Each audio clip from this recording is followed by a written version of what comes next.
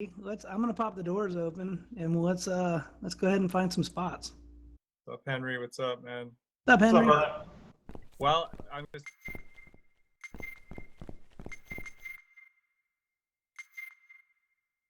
so for any of you who don't know Henry Massey, go check him out on LinkedIn. He just posted an incredible, inspiring video on some of the other possibilities than just this modality for the metaverse. And I just want to make sure we let everybody know that he's doing some really cool stuff. Absolutely. Thank you, brother. Anything. I'm just kidding. Gwen, I'll give you a tip. If you laugh with the skull on, it looks like you're eating your own hands. It's kind of funny. I'm trying to laugh though. Where's my laugh? Where is Go it? to the emote panel, and so everyone here, that you see clapping hands in a blue circle on the Oh, there right it side is. of your screen, and then laugh is the third one in the top row. Oh no, I'm sorry. Cry. I led you wrong. It's cry. It's the third row, fourth column. There you go first. Yeah, Stephen. Stephen does it too. There you go. Cool. Get a little But loopy yeah. Halloween. Sorry, folks. If you do the head bang, I can't shake the pumpkin off. So. That's right. That was a question. Right. It was pondered. Right on. Well, Chris, you want to kick things off? So for everybody here who's new, people tend to filter in the first sort of like 10 minutes or so. So we like to just try to get moving to respect everybody's time. So I'll hand it over to Chris. Yeah, that's great. I'll just let my notes here. All right, cool. Everybody hear me okay? Yep. All right, Yep. awesome. Well, thanks, guys. This is season 2, episode 3, exploring retreats and coming together. So just a little housekeeping. Welcome to Orion Growth. The Open Canvas community is powered by Verbella. Dave and I are super happy to have you guys here today. John Ramser is also here from Orion. He's capturing some footage today. So feel free to introduce yourself and talk with him about your experience one-on-one when we're done, if you'd like to. As always, we'll be publishing it to the Orion Growth YouTube channel when we're done. So we'll be sure to share that link out if you want to share it with some of your friends. I introduced some of you to Sarah, VIP Community for Open Campus. Her team obviously works tirelessly to get everybody accommodated with avatars and tech issues, general wayfinding. So we sincerely appreciate the OC team, and we're thankful for all the help they give us in navigating this unfamiliar space. All right, so let's welcome our guests, Sophie and Chase. Sophie Bailey. Sophie's the co-founder of WorkTrip, a platform that helps teams plan, book, and measure offsites as part of their cycle of work to supercharge connection, communication, and productivity.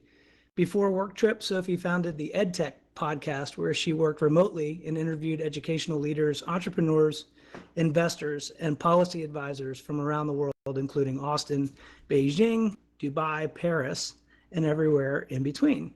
Her involvement in events direction and content creation drives her curiosity to study and learn more about the art of gathering. Currently living in Dartmoor National Park in the UK, which offers great access to the great outdoors for her and her family, which probably helps her frame reference while working to support a new, more balanced world of work. So welcome, Sophie, and thanks for coming. Thanks so much, Chris, and great to be here, and only slightly disconcerted that I'm next to a giant pumpkin, but I'm going to deal with that admirably. Everything will be okay. Look Yeah. to your right. He's Yes, out of yeah, I know. he's out of his gourd. Yeah. You'll probably end up following Glenn on social media. He's not too different, really. You guys you'll be fast friends for sure. All right, well, let me introduce Chase. Chase Warrington's one of the world's leading authorities on remote work, the employee experience, and asynchronous communication. He's the head of remote at the async first company behind Todoist and Twist, which employs over 100 people distributed across 35 countries. Chase is a regular contributor to the leading remote work organizations, conferences, and publications earning him global recognition on the 2022 LinkedIn Top Voices for Remote Work and the 2023 Remote Influencer Report. Chase's work has been featured in Forbes, Associated Press, BBC, Fast Company, Quartz, SHRM, World Economic Forum, The Muse, and Fortune. In addition, Chase provides thought leadership consulting to various organizations around the world, and he's the host of his own podcast, About Abroad. So welcome, Chase. Thanks, Chris. Good to see everyone. You bet. So Very cool as you so can see, far. guys, we've paired a practitioner of finding and accessing retreats with an end user who puts retreats to practice. So we're looking forward to having you guys. We're looking forward to having the conversation, and thanks for being here. Dave, it's all yours. Thank you, Chris, and thank you, Chase, and thank you, Sophie. Love your energy already, and all of our guests, both new and old. Thank you guys so much. I'm so excited to have both of you here, and if we find the opportunity for you to be able to also share how you feel about being in this world, that would be cool too, but we're not specifically talking about that. So I don't know about everybody here, but basically since March of 2020, shit has just felt really weird, and it hasn't stopped being weird. It's just been weird about different things. Perhaps maybe a better way of putting it is that we're living in a very interesting moment right now that has been revealed with a lot more oomph to it than maybe if the pandemic hadn't happened. To me, it's undeniable that we are becoming a more digital species. You know, the question like, is this a simulation has never been more relevant. I mean, just look where we are right now. Last week, famed podcaster Lex Friedman met with Mark Zuckerberg in a photorealistic metaverse to discuss the nature of reality and the future of humanity as a whole. We are all here in a less realistic version for the 13th episode of Inspired People, Inspired Places. And the denominator of the people that are coming through the doors that we have is growing. It's not shrinking.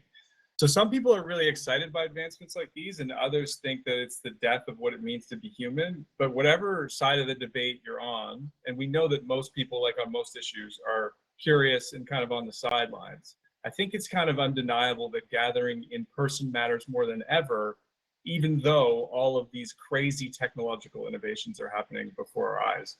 You know, anyone with a pulse can see that digitally distributed teams are the future. And I kind of think that intentional in-person gatherings are going to be the glue that binds trust together. But to go back to it, it's a weird moment right now. While we're experiencing all of these technological possibilities and how they can help us maintain relationships, we witness a lot of stagnation from my point of view in the physical world. Many companies are mandating their employees to return to what is often arbitrary proximity. Many other companies aren't mandating, but don't have much of a game plan. I've used this before on social media, and it's taken off. Like, just imagine if we were explaining this whole return to office thing to an alien species. They'd be like, cool, we're moving on to the next planet in search of intelligent life. But yet with all of this stuff going on that feels kind of like status quo, people are yearning to come together with purpose at the fore. But defining that purpose isn't easy, and there isn't any one answer. But perhaps what's missing is becoming explorers again. And I think that's what we're here to do today. We're here to explore. We're here to explore new ways of gathering, new ways of considering our collective well-being, and new ways of building trust. And lucky for us, we get to go down the rabbit hole with Chase and Sophie, and Chris has already let you know why they're great experts to have in front of us. So thank you guys again. So to transition, in the middle of this chat, I want to go deep into the how of gathering in new ways and the insights behind doing it differently. But before we go there, I want to start more philosophically, Chase and Sophie. I want to ask, why is our connection with each other at work so broken? And what might the root causes be? Or if you disagree with me, if you think that the enterprise is bound together better than it's ever been, then please disagree and tell me why philosophically you think things are working well from your perspective. So I'd like to start with Sophie. What do you think is either broken or going very well in the way that we connect at work?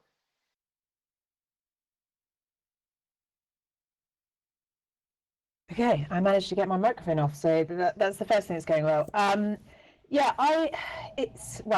First of all, what an intro to this discussion, and so much that resonated. I think something that we always talk about is that disengaged teams cost $8.8 trillion in lost productivity, which is an astonishing 9% of GDP. And I'm sure many people around this table have seen that State of Work Gallup report. And I think what it reflects is the fact that whatever setting, whether you are in office or fully remote but without a plan, disengagement is a real thing, and it harms businesses, it harms our own health, it harms how our families are doing, and it's a huge problem. And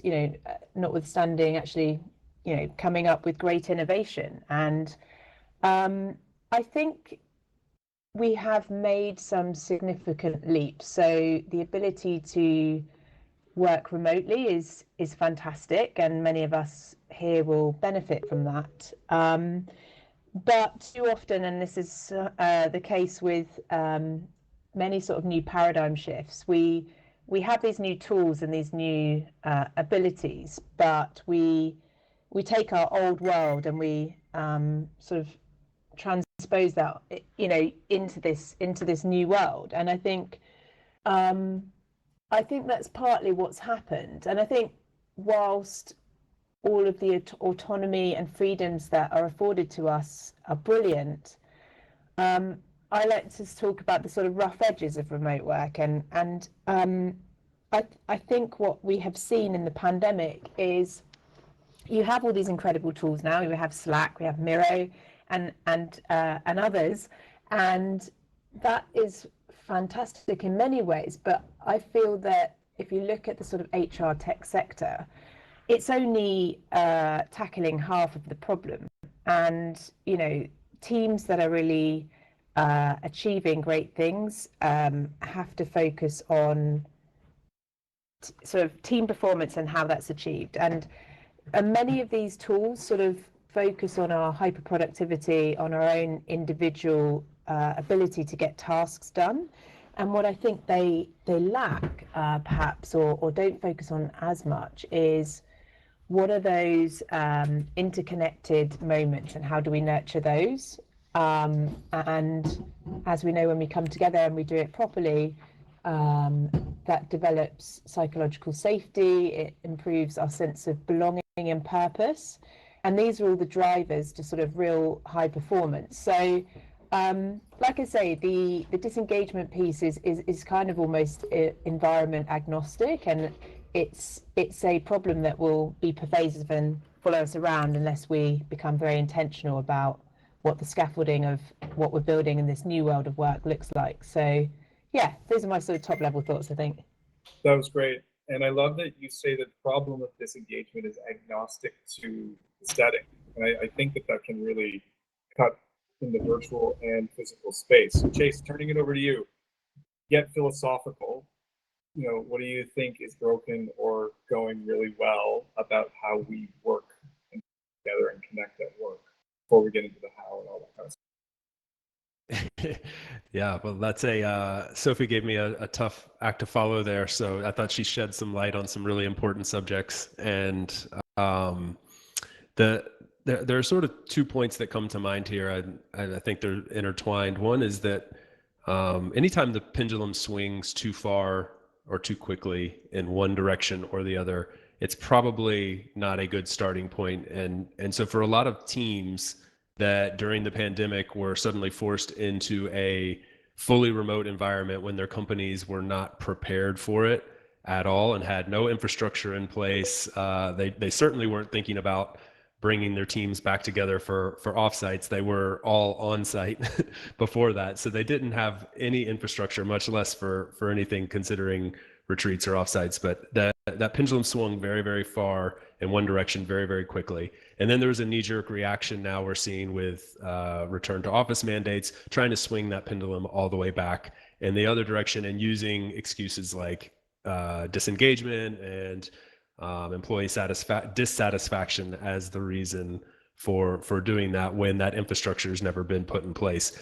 I think that has a lot to do with something that we experienced at Doist, which is that there's an evolution that takes place. It takes a long time. It's much quicker. That time frame is a lot quicker today than it was for us at Doist, for example. We were founded in 2007. We've always been remote first, and it was 8 years before we hosted our first offsite.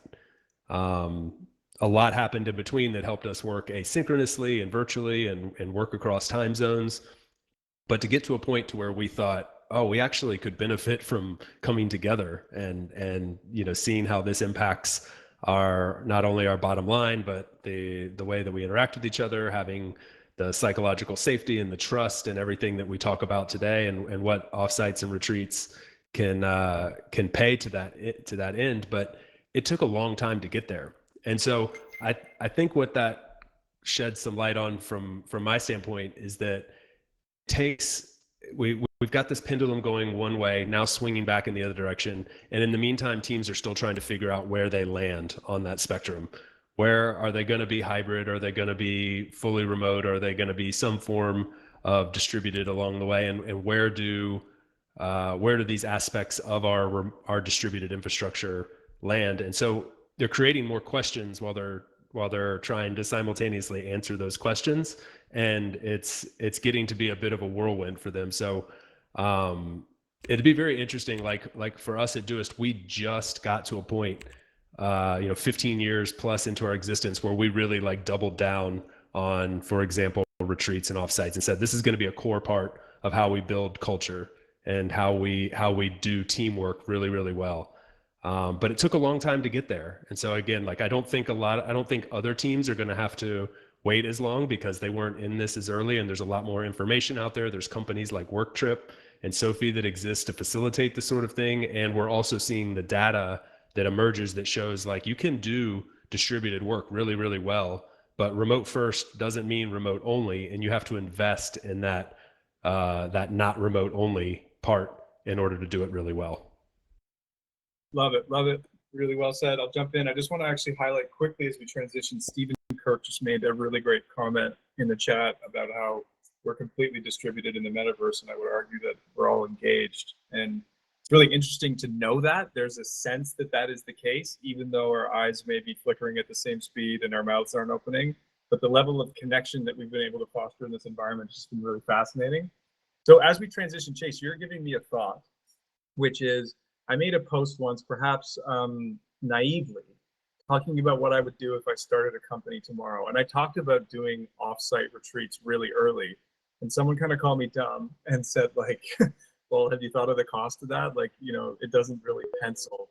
So as we move forward to this next question, and I start with Sophie, I just kind of want to say, you guys aren't just drinking the Kool-Aid, the two of you, you're actually making it. But how do we get more organizations on board? And what are they going to gain if they start to be more intentional with how they gather at those earlier stages in the company's evolution? And how do we actually make it financially viable if we can try to weave some of that into the response? Yeah, I mean, there's a couple of things there. So in answer to your question, I think, how do we get more companies engaged? The companies that we tend to see come to us and inquire with us, and the sort of trend that we see are typically distributed, as you would expect, sort of Series A or post-Series A. So that means essentially they're in their growth phase. So, they have this typical growing pains of those types of businesses, and perhaps they have onboarded a lot of team members. They may even have new leadership, and they note the problem of their original vision getting diluted to some extent. And so, they are in that growth phase, but as everyone will know, every penny matters, and especially at the moment. So I think the real thing that will make this a mainstream endeavor is going from this sense that we really should get our team together to helping those teams to be really intentional about exactly why they're getting together, and then actually helping them measure that, essentially. So I think we're currently in a phase where a lot of these teams, a lot of these businesses know that periodically they do want to get together.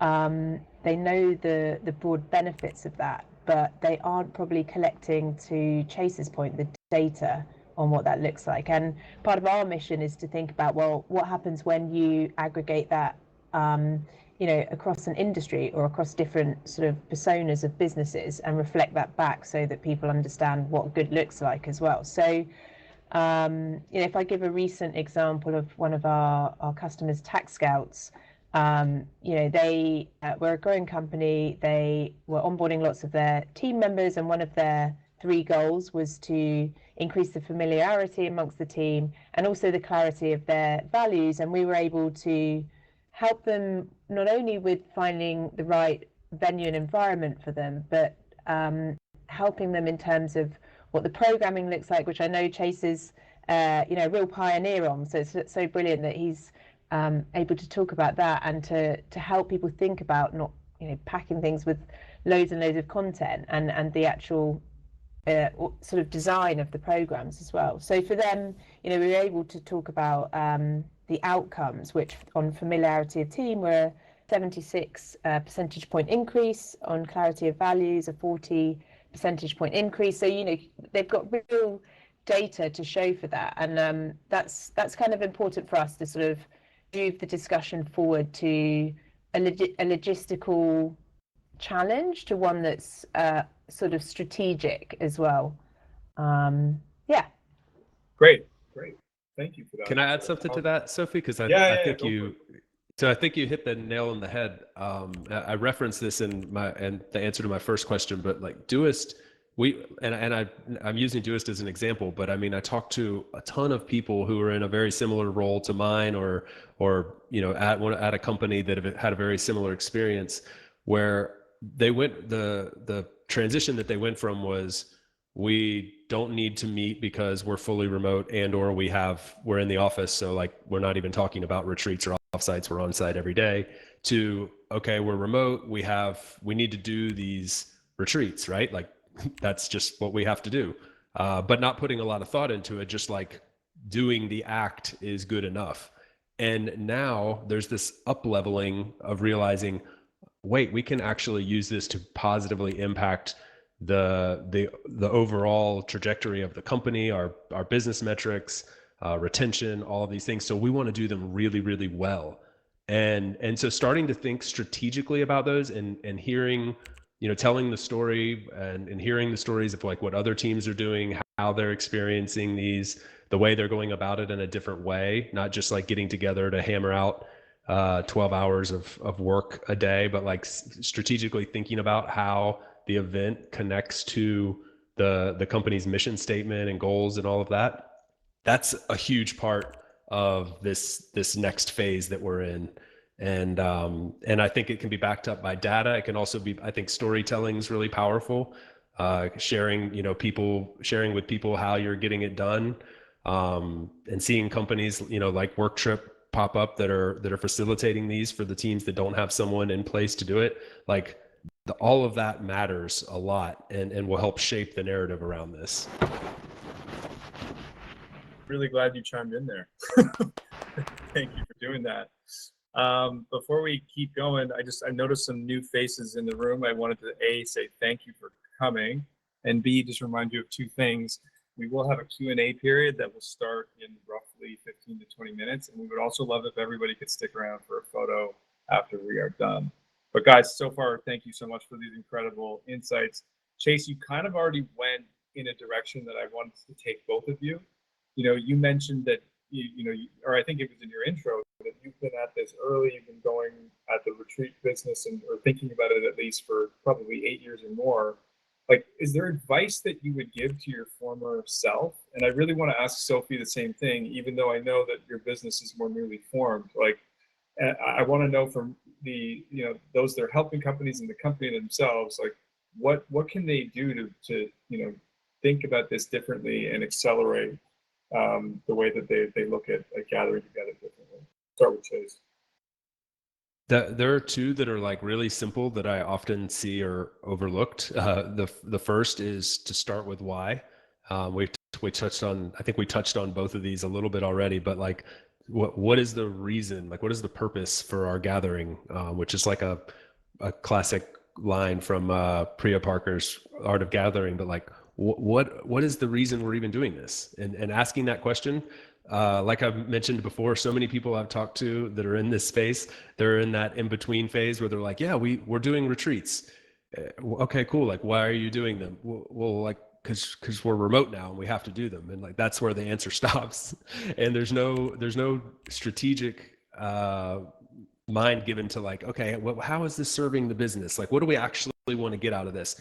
When we first started doing them, we weren't thinking through it strategically. We were just bringing people together and hoping people had a good time. We spent way too much time trying to get work done when we're optimized to work remote and async. And we'd get together, we'd hold these workshops, we'd be sitting in, uninspiring spaces and not really actually getting much out of it. We were like doing the opposite of the ethos of the company. And just thinking that when we were together in one place, we really needed to try to squeeze a lot out of that experience from a work standpoint. So those two kind of things is like, one, start with why, have a real reason behind why you're doing this and attach everything to that.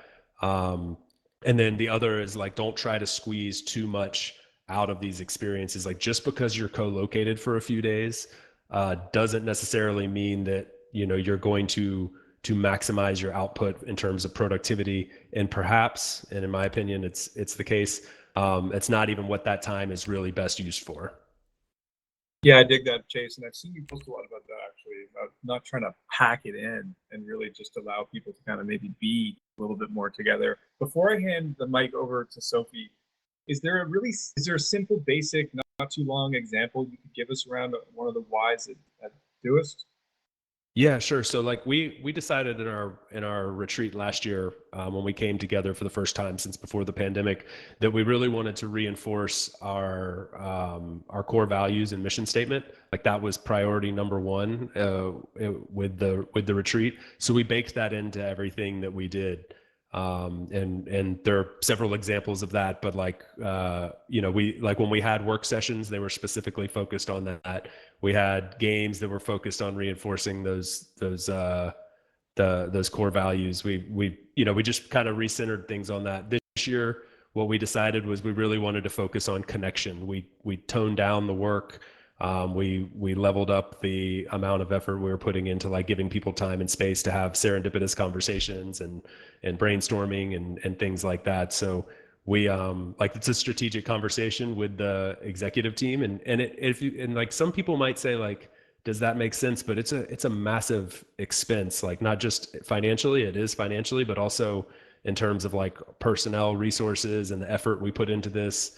It's a lot that's invested in it. So it makes sense at like the highest level to be very strategic about these things. Awesome, man. Thank you for doing that. Sophie, if there's anything you'd rather talk about than what I just brought up, or if anything's come to you, please feel free. The prompt was sort of like, what advice would you give to your former self, or what do you think that your customers need to be thinking about early to be able to get where they need to go? Yeah, I think our customers, so usually the job role of the person that we speak to is a sort of operational leader. So they could be a COO, a chief of staff, a VP of operations. And, one part of our mission is to really help upskill them to feel really confident to bring this in as part of their sort of organizational design. And I think too often, I've just come back from a Women in VC event in Paris. So like top of mind is that kind of gender lens on all of this, because all too often it's a thankless task.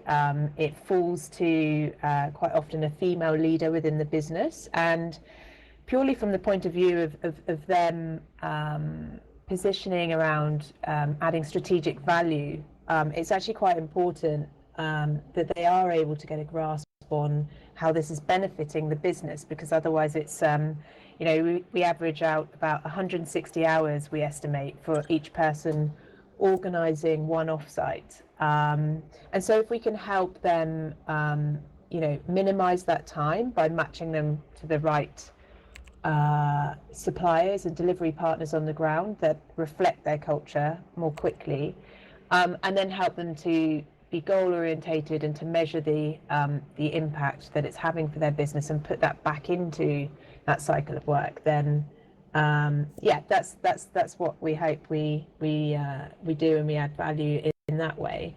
So I think my point there would be, whether it's us, whether it's someone else, don't feel that you have to do it all yourself, or that you're sort of flying in the dark, because that's quite often the feedback when we speak to people, is they feel quite overwhelmed. And many of the individual tasks aren't actually super complex, but there are a lot of them, and they go on for a long time. And then you've got quite a bit of stakeholder management internally with the actual team and the attendees, and then also with the sponsor in terms of who's kind of paying for this line in the budget internally as well. So so I think use a great partner, and hopefully, again, going back to the same customer example, they estimated they saved about 70% of their time. And then, Chase did the brilliant hit list. So it's, perhaps the old world that we've all mentioned in the chat is, an uninspiring meeting room, perhaps quite generalist in terms of who's attending. So we're seeing a trend from, perhaps in the old days it was like everyone attending, and now being more intentional about how this helps teams to solidify and teams to build relationships, and even if everyone is attending, making sure that there is a real focus on the teams themselves, so the team level. And then we try and encourage people to get out of the cities and into natural environments, as you touched upon in the beginning. So the reason for that, less distraction, a really specific environment for that group, and lots of time in nature to do this sort of deep thinking as well. And just very finally, I think you mentioned sort of this idea of what is truth, and I think we do sort of live sometimes in this post-truth society, and without getting too deep and philosophical, there's something about, when possible, if we can meet, if we can remind ourselves that we're, of our human characters, and create these memorable shared moments together, it sort of helps to sort of ground us and ground our efforts in that way as well. That's a good place to end on that sort of segment there. So thank you. Want to close this out with a final question and get to the point where we can get some audience participation. So sort of the transition, aside from not gathering at all, nothing really used to compete with in-person gatherings. Even when social media arrived on the scene, for a while, nothing competed with in that same space. Like, we didn't really have the ability to gather online very easily. Then the pandemic happened. It's compressed a decade of human behavior. Then advancements in AI and VR, like I was relating to earlier in my intro, have revealed themselves. So guys, Sophie and Chase, when we consider the fact that location and time independent work are becoming the norm, and immersive / virtual augmented reality is on the horizon, how do in-person gatherings continue to compete? Or a different question, do you even think the online world is competition at all? Essentially, what I'm going to ask each of you to do is to be a futurist and tell us where you think the space that you are playing in is going. So I'll start with Chase. That's a great question.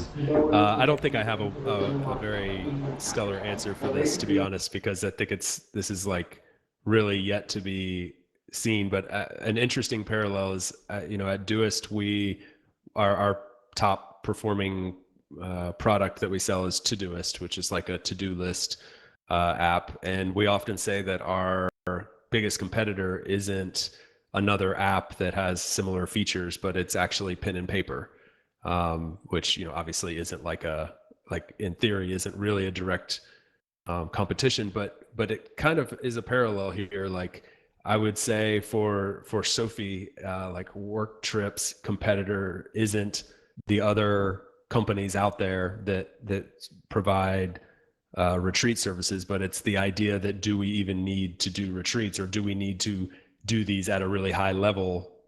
To her point, like hiring someone who actually excels at this and wants to do them well and has the experience and the expertise that she has, versus the team that says, yeah, we're just going to do them, or we're going to do them very infrequently, and we're going to pass them to the admin assistant who's going to just like create this, even though this isn't their experience. And we don't really need to focus that much on it because we have the virtual world, we have the metaverse, whatever.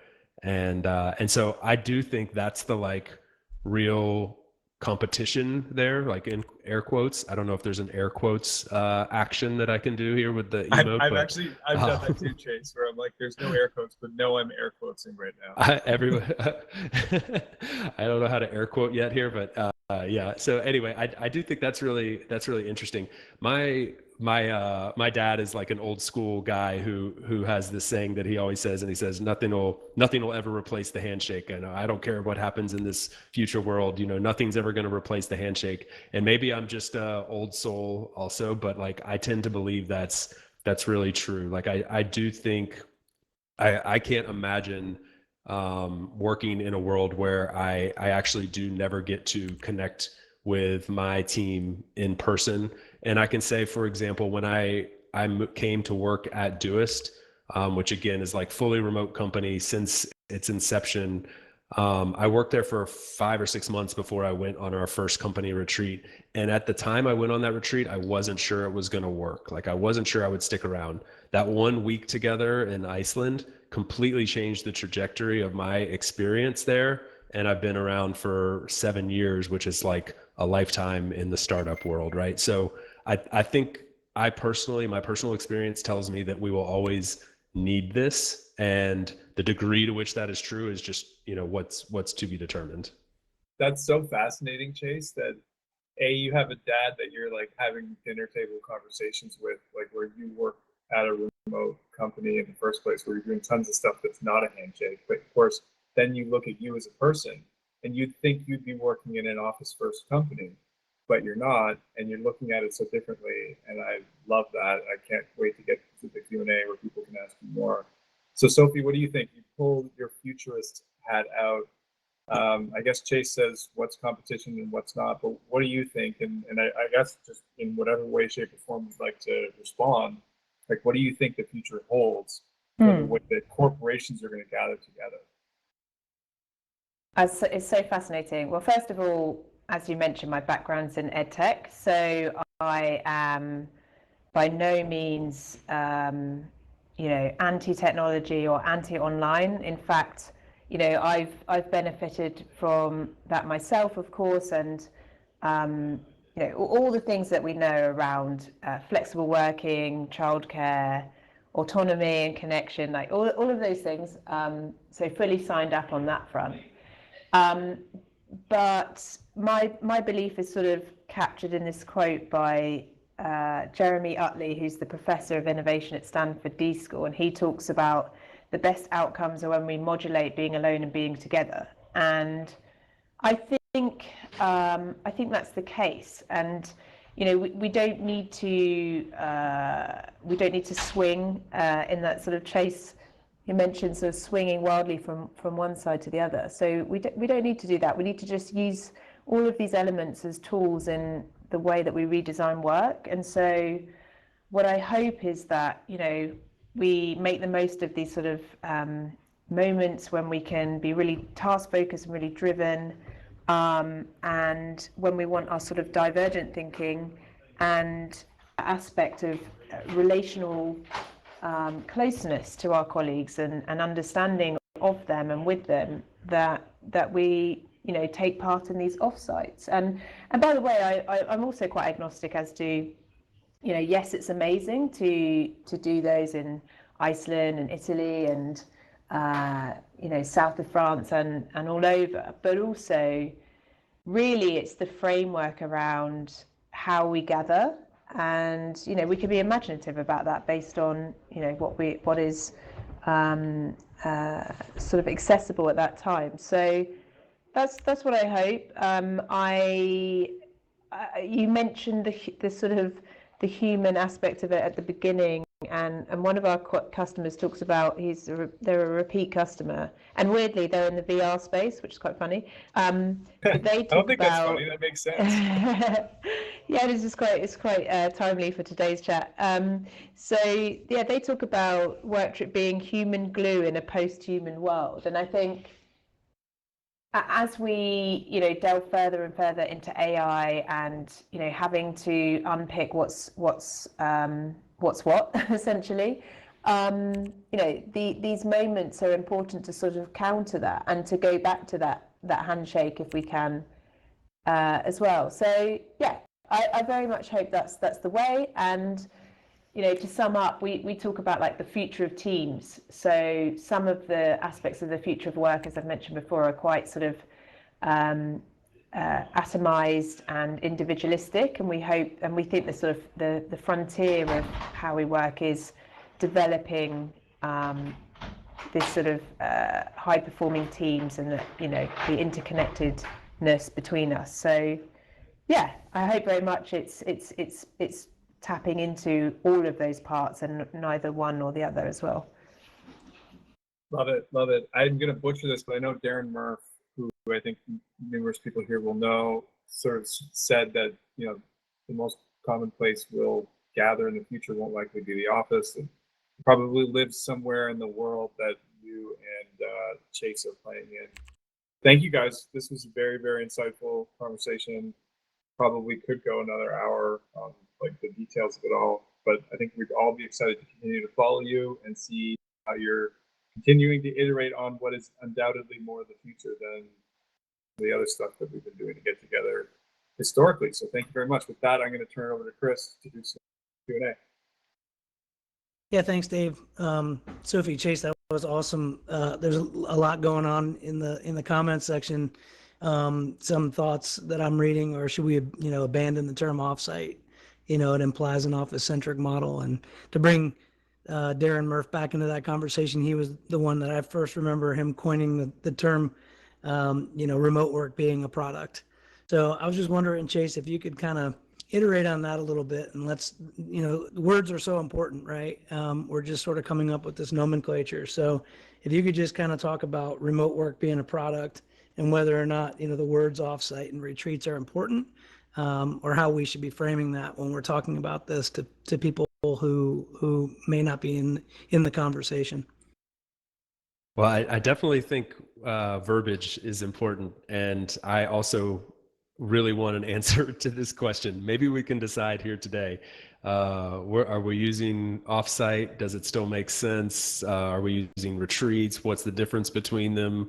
Is offsite the new onsite?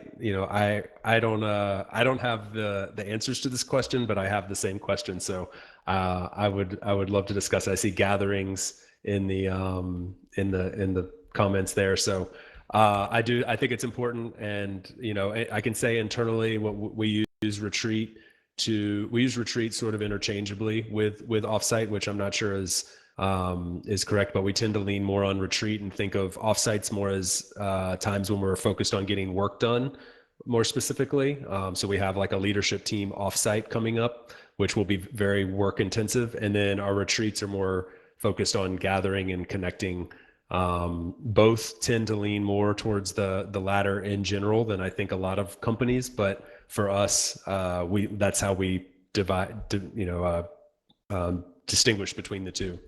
As far as like remote being a product, I love that Darren coined that phrase, and I think it's very true. I think he has also said before that it's become more of an operating model that we can see now works at different levels of scalability, which has been perpetuated by the fact that we have the information out there from companies like GitLab, where they wrote thousands of pages of documentation that's public for all to read and build upon, and books being written on this, and people sharing stuff in forums like this. So the fact that we have all of that building in public taking place is helping all of us operate at a higher level. And to be honest, it's the reason that my position exists at Doist. Like, it's kind of strange for a company that was already fully remote for so many years to then suddenly hire ahead of remote to up level the way that we're doing remote. But it's because we see it as a very important part of our company DNA that won't change, but also because that landscape's shifting so fast. There's so many new products and practices and principles and companies emerging to serve our needs. Like, we want to stay at the forefront of that evolution. So yeah, I think it's a very important product. We want to serve our users, which are our employees, with the best experience possible. And so doing that at a really high level is super important for us. Yeah, that's awesome. That's awesome. The dude's a ninja, clearly, Darren is. And I think the distinction between the connotation of the two, offsite versus, sort of retreating is interesting.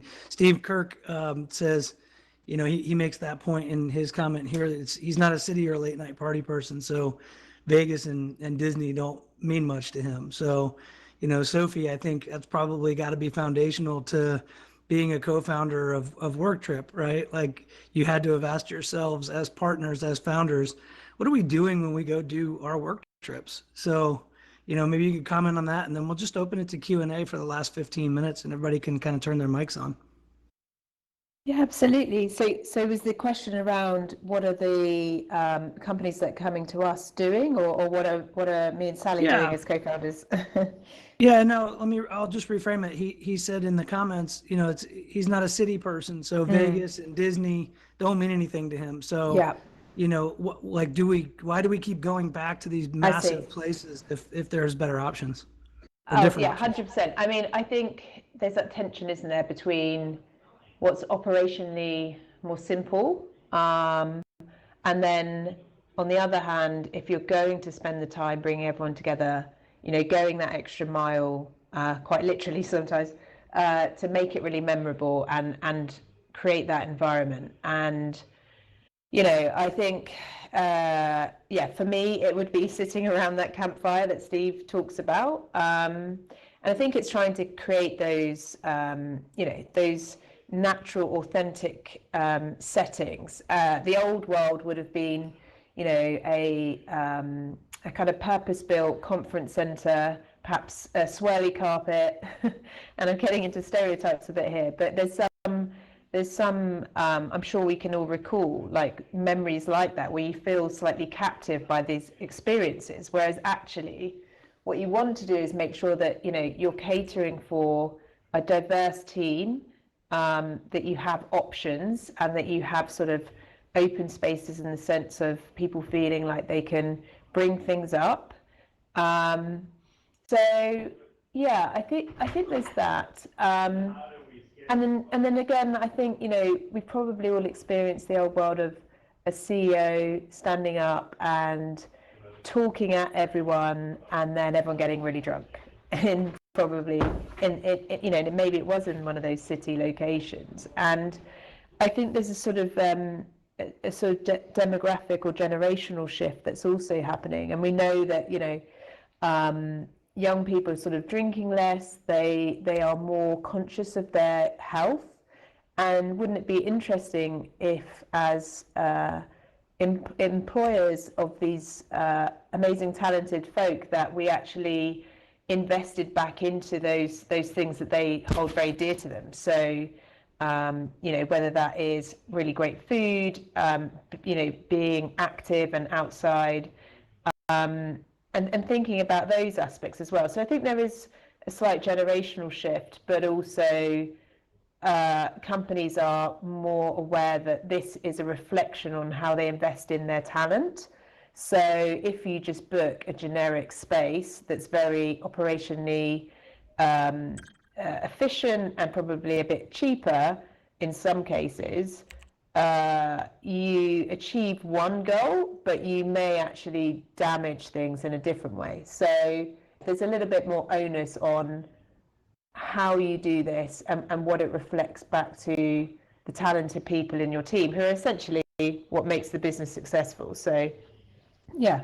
Right. Absolutely, Sophie. So listen, I'll make one quick comment, then I want to open the mics up. The food part's got to be the hardest part. I see Chase. I see your posts, man. I hear you. I feel you trying to get 30 people in a room to eat something even remotely the same when you're in the middle of nowhere. That's probably the hardest hardest thing out there and super important. Anyway, the mic is open, guys. There's got to be people with comments. If you want to just jump in, please let's do it.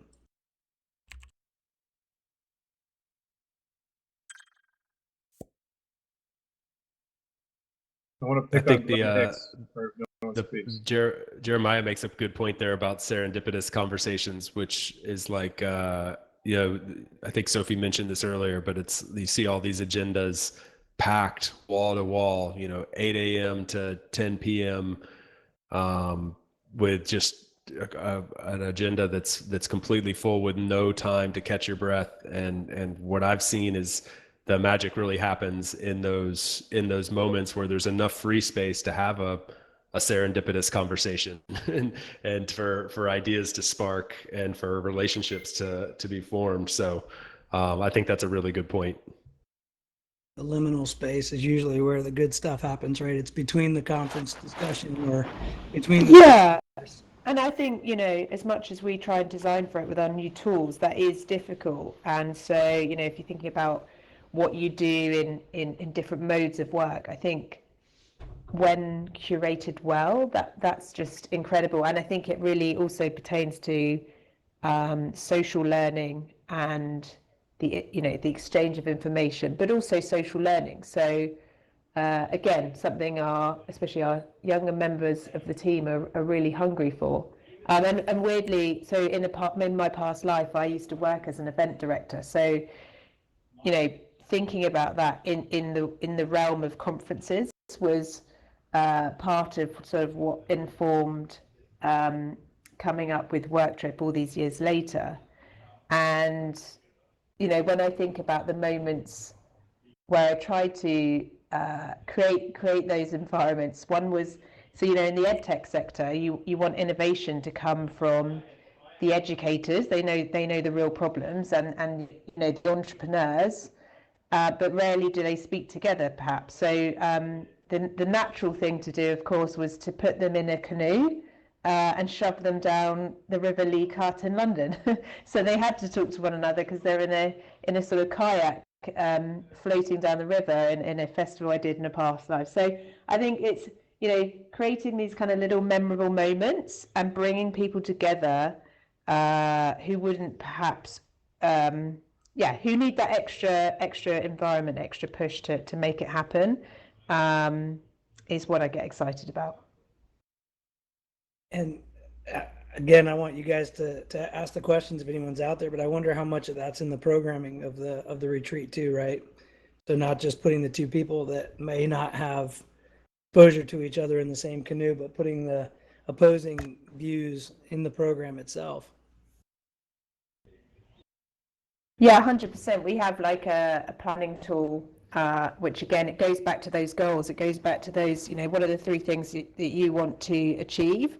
And then helping people to think carefully about, you know, what good looks like and where the warning signs would come in. And that all comes with the caveat that it's having the confidence to be able to go back to those internal stakeholders, because there will be pressure for everyone to say, oh, actually, I'd love to have a session on this. I'd love to have a session on this.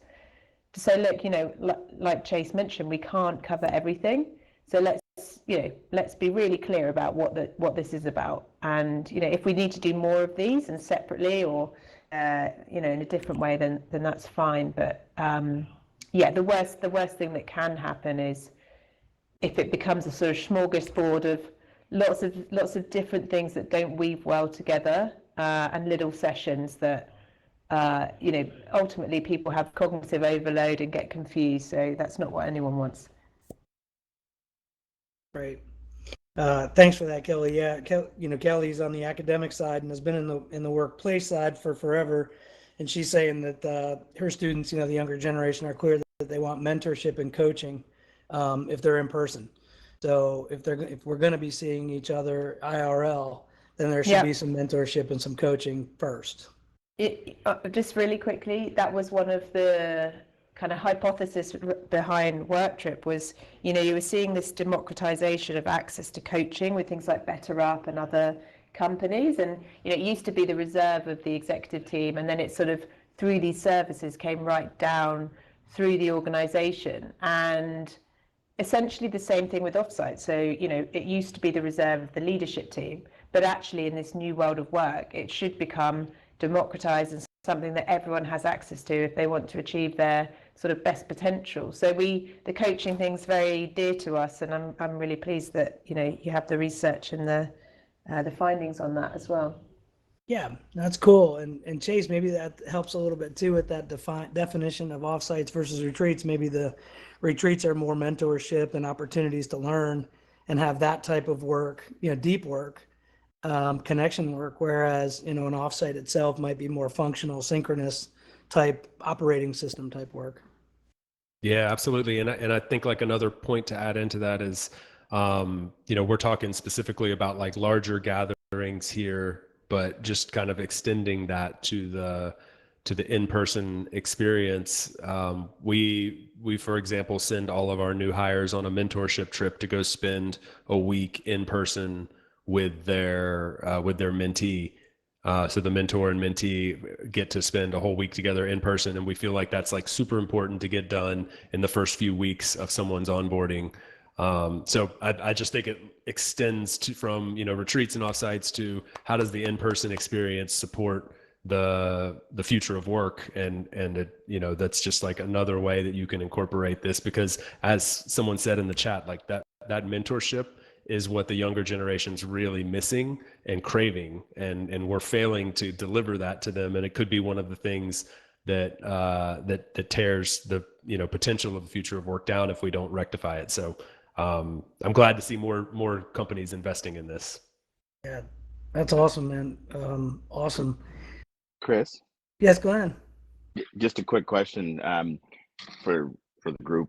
What are your thoughts on an exceptional keynote? My preferred, I've been to a lot of conferences, retreats, you name it, over my long, because I'm old, long career.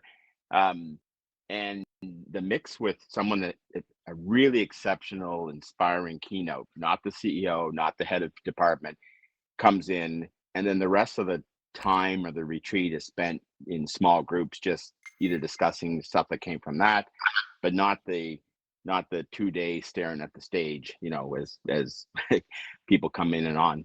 So my question is, like, a really exceptional keynote, is that, or speaker, is that a really integral part of a IRL meetup? Either one of you probably take that. Sophie? Short answer, I would say is no. I think when done well, again, it can be a catalyst to those discussions, which is what you want. You want to be inspired.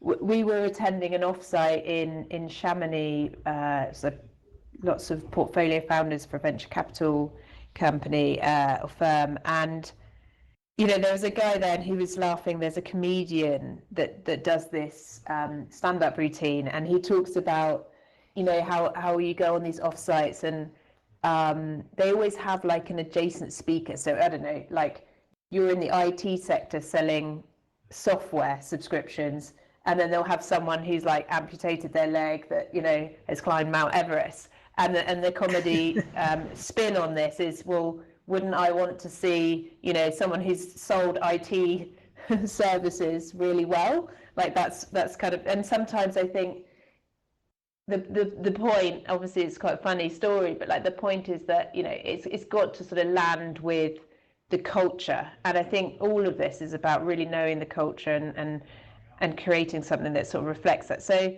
I think it can work really well. I think the other thing that we're seeing, so in the old world, as it were, you'd have a keynote and you'd have like hundreds of people or thousands of people. I think there is power in bringing, so the same offsite I was talking about, they did have a those founders, they're all enduring tough times, so it's very high pressure, and so that one of the themes was around sustaining high performance and mood and emotion in business. And funny enough, they actually had Michael Johnson, the Olympic gold medalist, there.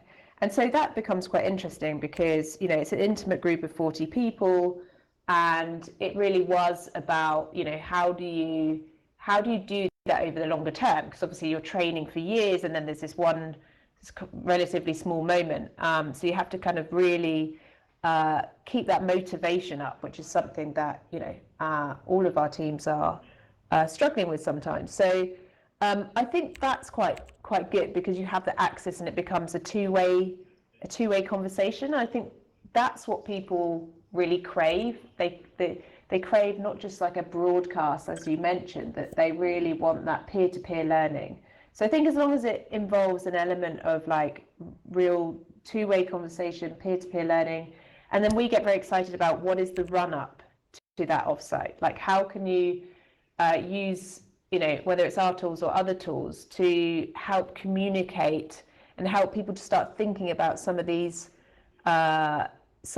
big things that you want to talk through, so that it doesn't all happen at the event. So for example, in the run-up, you can start to listen to podcasts or start to do some of that deep work, so that when you're there, you're actually really getting into the sort of conversational aspects of it, rather than starting from scratch. So yeah, I don't know, I like inspirational speakers. I also think there's value.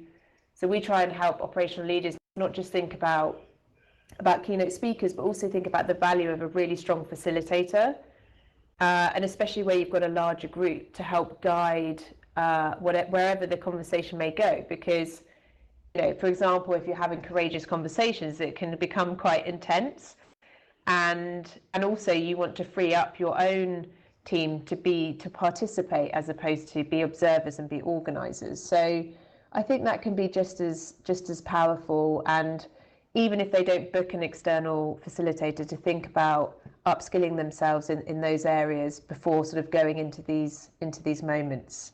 I'd love to know if anyone's had a really great keynote speaker. Well, that's interesting. It makes me reflect on some that I really engaged and the ones that come to mind were typically humble, not paid. They were really adept at speaking, and they came and sat in the groups after the fact and participated, as opposed to the Hollywood. 100%. And 100%. Yeah. Got it. That's definitely a differentiator.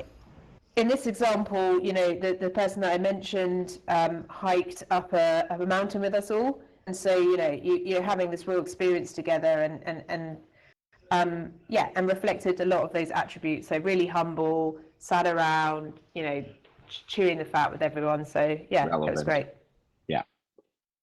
Well, guys, epic convo. We are right at an hour and 3 minutes, and being respectful of the fact that we have synchronous and asynchronous time for our teams. Dave, do you want to grab a shot here with the group, and then Sophie and Chase, if you guys will stick around for a pick for Dave and I, so we can send that back to you guys and you can use it for socials. We want to do that real quick? Yeah, that would be great. Thanks everybody for your time today, and Cool. Special thanks to Sophie and Chase. I'm going to pop the table open here. There we go. And let's Do all that in come the back to the metaverse. pictures. There's Mr. Yep. Pumpkinhead again. Nice to meet you there. Careful of that guy. Hello. The pumpkin head, somehow the pumpkin head is allowing the guy with the skull to just like get off unscathed. Yeah, he's got away with no trouble. Hicks, that head is so big, you might want to be in the Sophie, back. come dude. join us in the front. They just think it's me. I mean, Like- I'm so glad I found the breakdancing off button earlier. I did have a slight panic, but it's all good. That's cool. That's one thing I noticed in my last picture. Like, I have a small head here, but I really, in real life, have a big head. So That's this funny. is more appropriate. Just have to ask John Ramser. Where are you, John? Yeah. If you can hear me. I'm ready. Wow. To take a picture, Okay, Chris. Why don't you cool. go get back in line? All right. Let me, And, let me come I'll on do- over Get here. in line, Chris. I'll Get do in it. line. Good luck. That's- Good luck, dude. I'll do a countdown, and everybody press F1 and wave, if you can. All right. 3, 2, 1, wave. Awesome. Great. Thanks, everybody. Thank you guys, everybody. Really appreciate it. Okay.